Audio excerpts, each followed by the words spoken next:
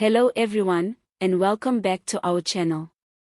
Today we take a closer look at a story that has shaken both South Africa and the diplomatic world. It is the sudden and tragic passing of South Africa's ambassador to France, Nathi Mthethwa. The circumstances of his death have left many shocked, confused, and suspicious. Before we dive in, remember to like this video, subscribe to the channel, and share your thoughts in the comments. This is a sensitive story, but one that also highlights the pressures of political life, the dark corners of South African history, and the strange way tragedy and politics often collide in our country. According to reports, Ambassador Mthethwa was found dead outside the Hyatt Regency Hotel in Paris. He had booked a room on the 22nd floor.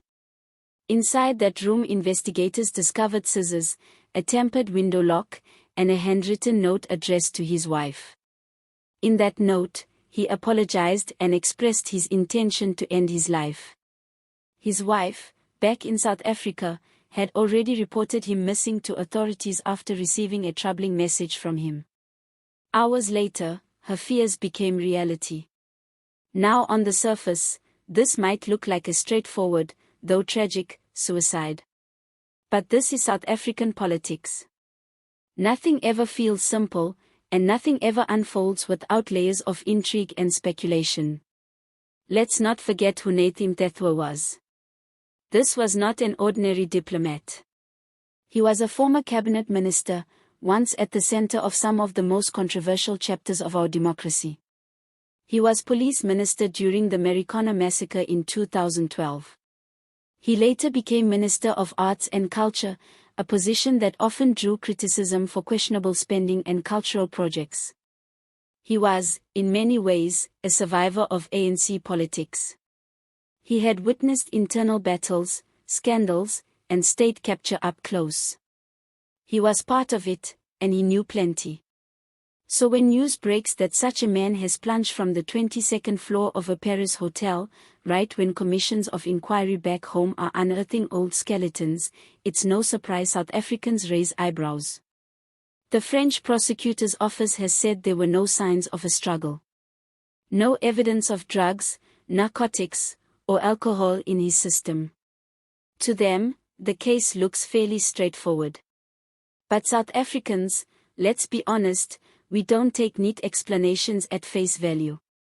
We live in a country where even the most ordinary political death sparks theories, and sometimes those theories prove truer than the official line. Ronald Lamola, Minister of International Relations, has moved quickly to reassure the public. He praised French authorities for their cooperation, promised the government would wait for the investigation's final report, and emphasized that the family would lead the decisions around funeral arrangements. Meanwhile, Bantu Holomisa of the UDM was among the first opposition leaders to offer condolences. He described Mthethwa as a committed diplomat, recalling how he supported a UDM delegation in France earlier this year. But the tributes do not erase the bigger questions. Was Mthethwa under unbearable personal strain? Was it loneliness in Paris, far from the ANC power structures that once defined his life? Was it guilt tied to his political past? Or did he fear what might come out in current investigations like the Madlanga Commission, which has already dragged the names of Becky Seal and Richard Mluli back into the spotlight? Some will say it is disrespectful to speculate. Others will argue that with South Africa's history, refusing to ask these questions is naive. After all, we have seen this pattern before. High-profile figures, closely linked to sensitive moments in our history, passing away in mysterious or tragic circumstances just as old scandals resurface. There is also the diplomatic angle. France is not a minor posting. It is a vital partner for South Africa, especially in trade and international relations. The sudden death of an ambassador in such a way is rare, unsettling, and bound to spark international whispers. And then there is the public perception.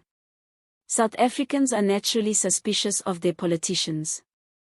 If you told someone in a Soweto tavern that a former police minister who lived through Marikana and who had knowledge of ANC secrets just happened to fall from a hotel in Paris, they'd shake their head and say, "This country is a movie." And they wouldn't be wrong.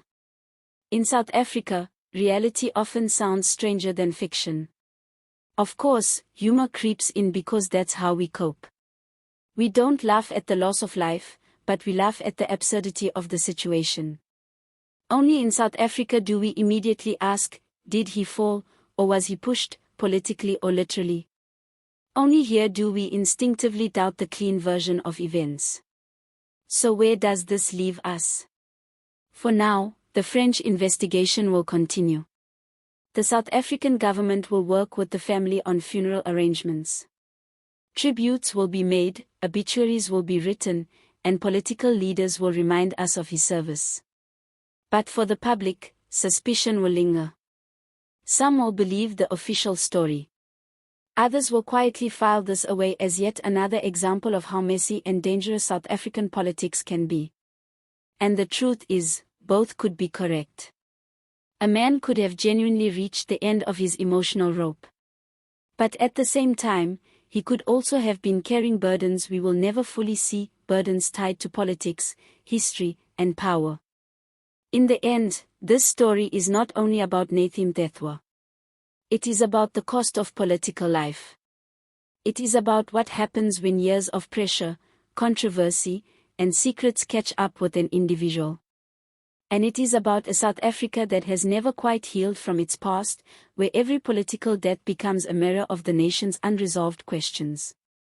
So I leave you with this: what do you believe? Was this a private tragedy, or is there more beneath the surface that will never see the light of day? Share your thoughts in the comments below.